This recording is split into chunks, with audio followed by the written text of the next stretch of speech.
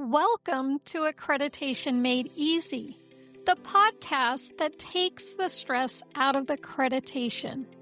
I am your host, Areaka Jewell, and in each episode, we'll deliver actionable tips, expert insights, and practical strategies to help streamline the process. And of course, make your work life a little easier. Now, whether you're tackling policies, preparing for assessments, or just looking for ways to stay ahead, we've got you covered. Let's simplify accreditation, one step at a time.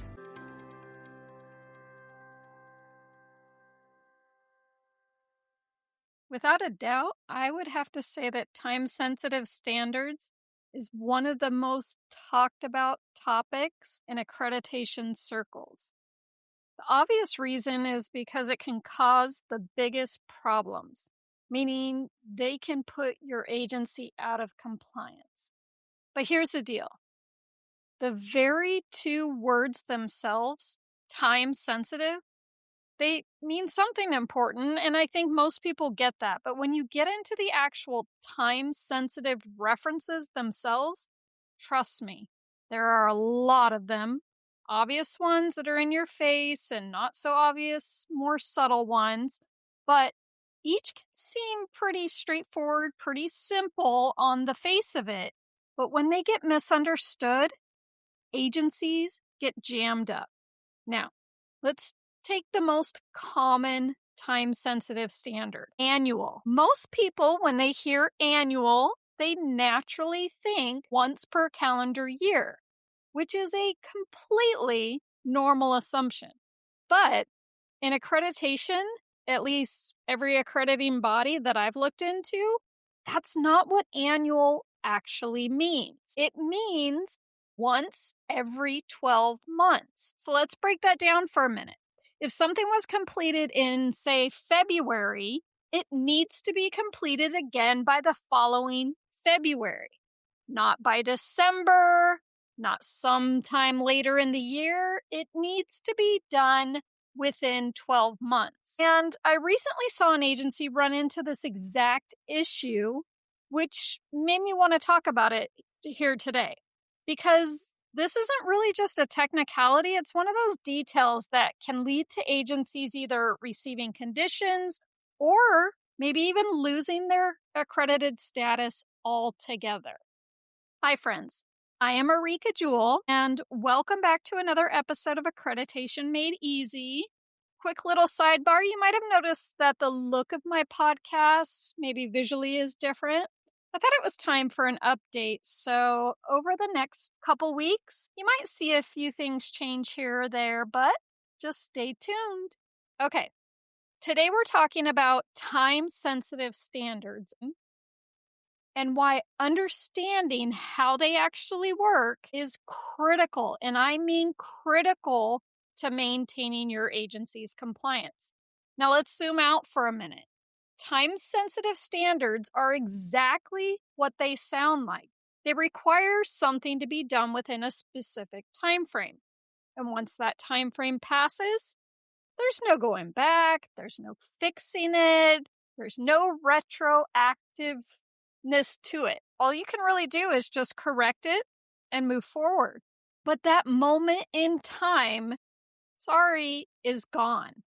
And that's what makes these standards so important. And now annual is one of the most common ones, but it's not the only one. You'll see other things like quarterly or monthly, maybe daily, within 30 days, within 90 days. Sometimes it's very specific, like deadlines such as January 3rd. There's even some others that get kind of confusing, biennial versus biannual or semi-annual. And some of these are clearly defined. You'll find them in a glossary or definition section if your standards manual has one. But then there's others that are embedded directly into the language of the standard, which kind of makes them easier to overlook. Things like prior to, within. They're actually buried in the standard itself. And that's where agencies can get into trouble. Because if you're not intentionally identifying and tracking these, maybe you're only relying on your memory. That's not a really great system. Actually, it's not a great system at all. So let's talk about how to actually manage these. First, knowing the definition, such as annual, is one thing. I highly recommend if your accreditation manual has a glossary or a definition section, go there. Look up all the time sensitive references that are actually in there and get to know them. Print them out, post them up, and also convey them to others in your agency. But learning the definitions is only one part of the challenge. You got to be able to stay on top of these time sensitive requirements. Staying on top of all of these time sensitive requirements is another story entirely. And don't get me wrong, there is not one perfect system, but I have seen a few methods that work really well. The most common one by far, I would say, is agencies using spreadsheets. And I like spreadsheets because they give you a really clear, at a glance view of everything. You can track the standard, you can track the requirement, maybe the last time it was completed, when it's due again. And I absolutely love the sort capabilities in spreadsheets. Now, if you want to get fancy, you could even build in color coding so that things turn a different color, maybe red or yellow if the date is coming up or if it's overdue. And trust me, if you don't know how to do this and you want to, I am positive you could go to Google and find a how to, or even YouTube and watch a video on how to do it.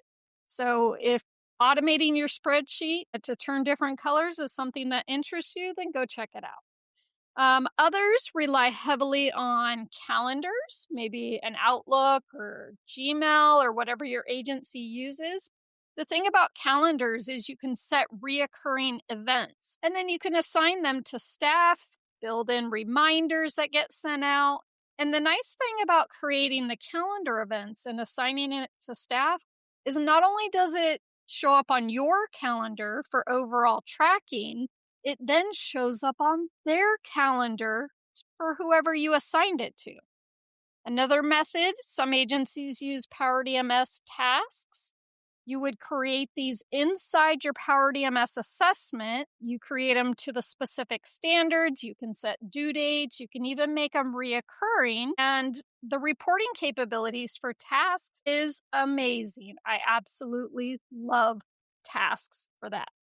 I will say, though, tasks are helpful if you have an accreditation team. You can assign tasks to team members collectively. So now it's just not sitting on your plate. It's actually showing up in someone else's PowerDMS inbox as well. And then there's email. Email is one of the most effective tools. It's right up there with spreadsheets. I think together, the two of them are rock solid, especially when you email.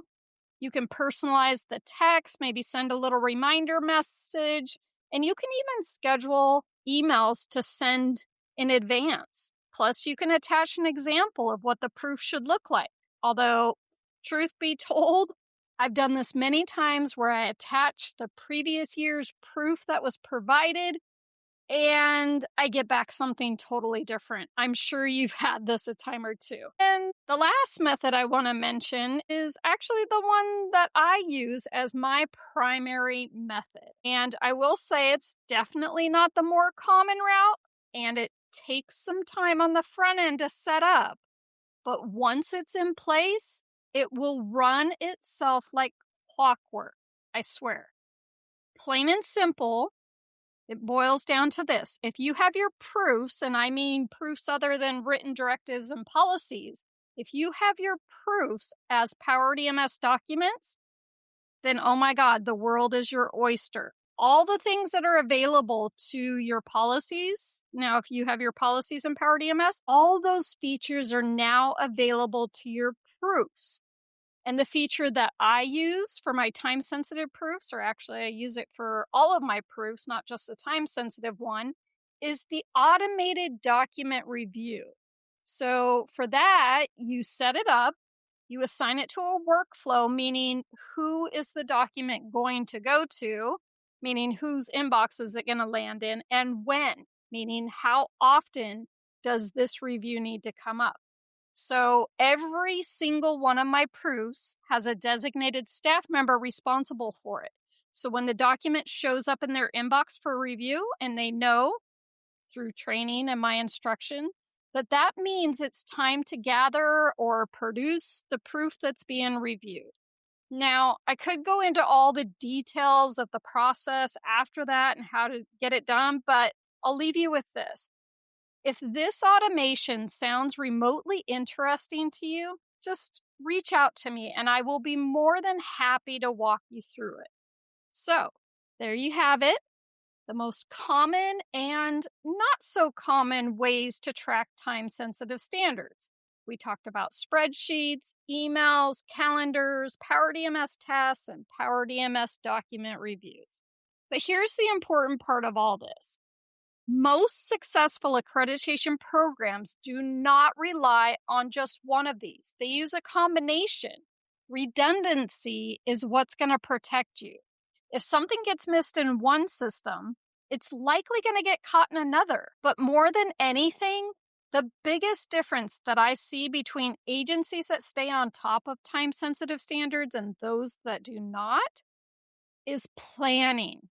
And not just planning to meet the deadline, planning ahead, building in a buffer. Because let's be real, if you're aiming for the exact due date, you're already behind. If you're putting things on your calendar on the deadline date, you need a buffer because the reality is things happen, people go on leave, emails get missed, priorities shift.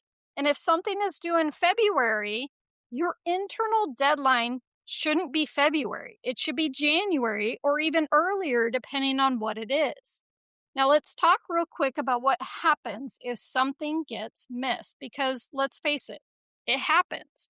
Maybe there was a turnover. Maybe someone got promoted or transferred or whatever, and then something falls through the cracks. Or maybe something didn't happen at all. Maybe it was just misunderstood, like the annual example that we talked about earlier. The key here is how you respond. First and foremost, address it immediately. If you miss doing something, do it immediately. Don't wait. Don't say, oops, we'll get it next year. Get it done as soon as possible. Second, communicate. Let your chain of command know. No one likes surprises, especially when it comes to compliance. And third, document it. If you need to self-report, I will tell you that self-reporting goes a long way in accreditation, because trying to hide it or ignore it is only going to make things worse. And depending on the situation, your agency could receive conditions, which means they're going to get reviewed more frequently than normal.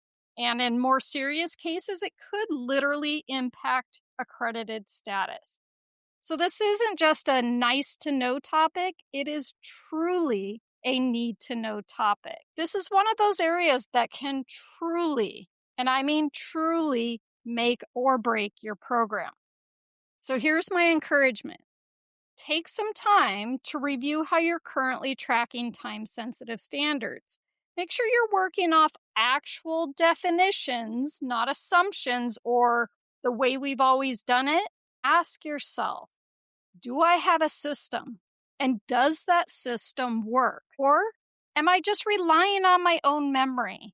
Because the agencies that succeed in this area are the ones that plan ahead, stay organized, and build systems that support them. And at the end of the day, something as simple as understanding that annual means every 12 months can make all the difference. Now, I'll put everything that we talked about today in a downloadable companion document, and I'll put a link to it in the show notes. And if you're not already signed up for my free helpful tips that I send out every week, just like this with the podcast, head over to www.accreditationacademy.net/sign up and get signed up.